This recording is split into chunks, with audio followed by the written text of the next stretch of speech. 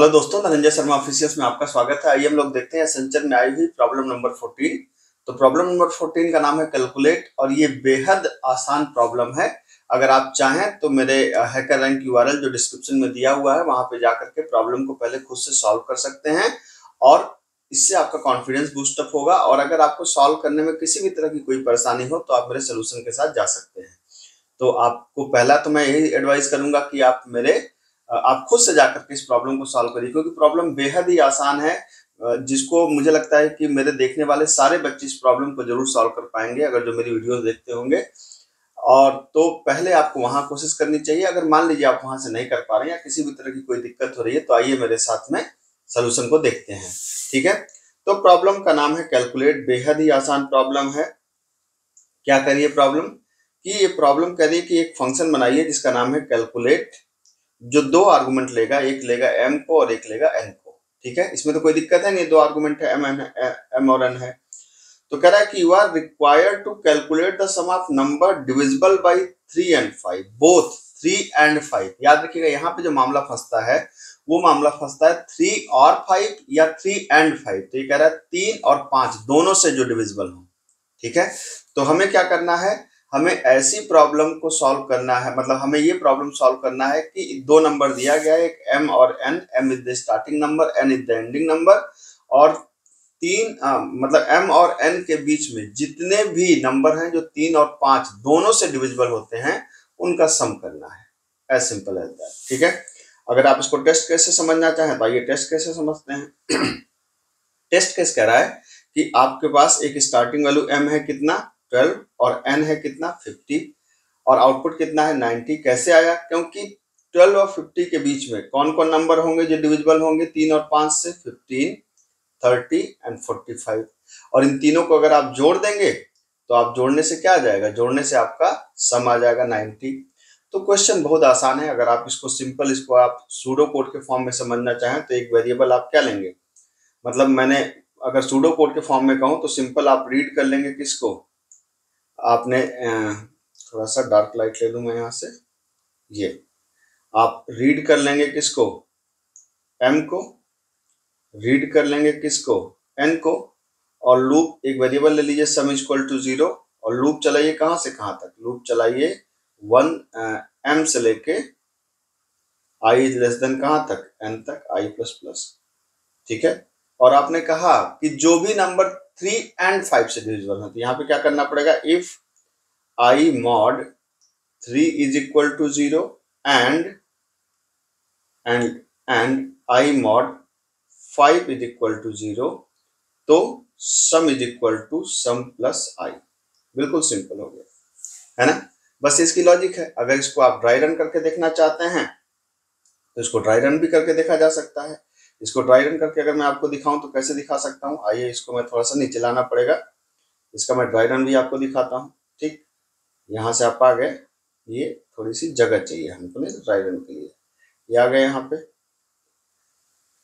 अब मान लीजिए कि हमने कहा 1 से लेकर 10 तक तो बड़ी वैल्यू हो जाएगी, मान लीजिए m को हमने मान लिया छोटी वैल्यू, हमने कहा कि ये मान लीजिए 1 है और n हमारा है 10। हमें 1 से लेकर 10 के बीच में वो सारे नंबर जो 3 और 5 से डिविजिबल हैं।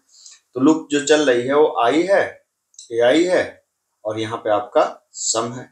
तो i की शुरुआती वैल्यू कितनी है, 1 है।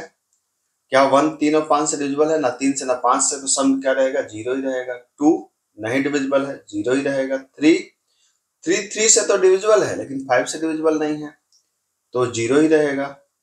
4 3 से तो डिविजिबल है लेकिन सॉरी 4 किसी से डिविजिबल नहीं है, 5 नहीं है, 6 3 से डिविजिबल है लेकिन 5 से नहीं है, 7 किसी से डिविजिबल नहीं है, 8 किसी से डिविजिबल नहीं है, 9 3 से डिविजिबल है लेकिन 5 से डिविजिबल नहीं है, 10 3 से भी डिविजिबल है और 5 से भी डिविजिबल है। तो ऐसे केस में क्या हो जाएगा, हो जाएगा 0 प्लस 10।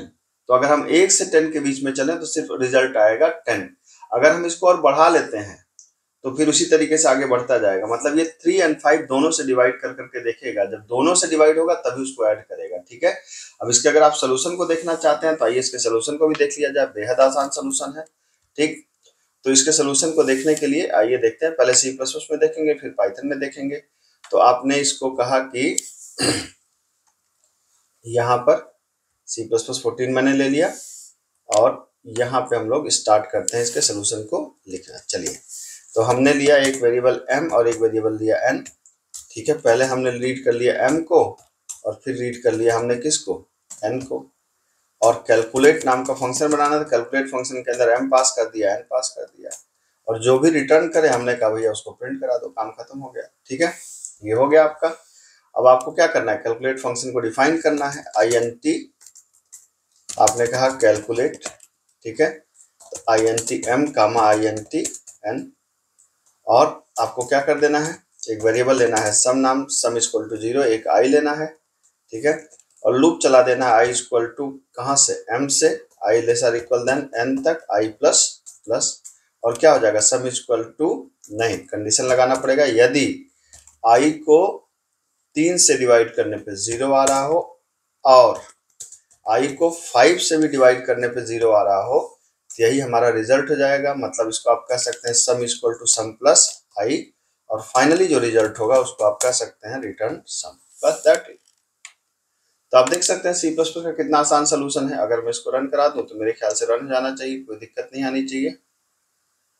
ठीक है, बिल्कुल ठीक है, यहाँ पर रन हो गया। रही बात इसको पाइथन में देखने, मुझे नहीं लगता कि पाइथन के किसी बच्चे को दिक्कत होनी चाहिए इसको सॉल्व करने में, फिर भी मैंने चूंकि कहा है तो मैं दोनों में करके आपको दिखा देता हूँ। तो अगर आप इसके पाइथन के सोल्यूशन को देखें तो भी बहुत आसान है। यहाँ पर m इक्वल टू आपने क्या किया, int इनपुट, और सिमिलरली n इक्वल टू आपने कहा int इनपुट, ये लिया आपने। उसके बाद आपने क्या किया, सॉल्व फंक्शन के अंदर m और n को पास कर दिया, जो भी ये रिटर्न करेगा उसको हम प्रिंट करा देंगे।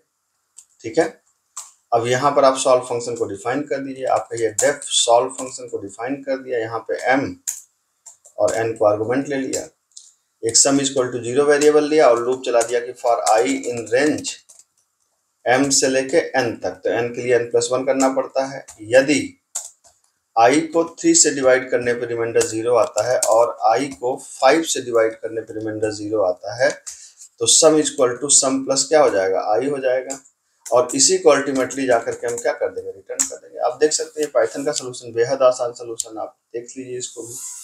ठीक है, तो चाहे आप इसको सी प्लस प्लस में करें चाहे पाइथन में करें, लॉजिक बेहद आसान है। अगर ऐसा क्वेश्चन फंस जाता है तो आपके लिए गिफ्ट ही होगा। मेरे ख्याल से तो यही लगता है कि अगर ऐसा क्वेश्चन आपको फंस जाता है तो इससे अच्छा गिफ्ट तो आपके लिए कुछ हो ही नहीं सकता। तो मेरे ख्याल से कंटेंट आपको पसंद आया होगा। कंटेंट पसंद आया तो चैनल को सब्सक्राइब करें, वीडियोस को लाइक करें। मिलते हैं, थैंक यू सो मच।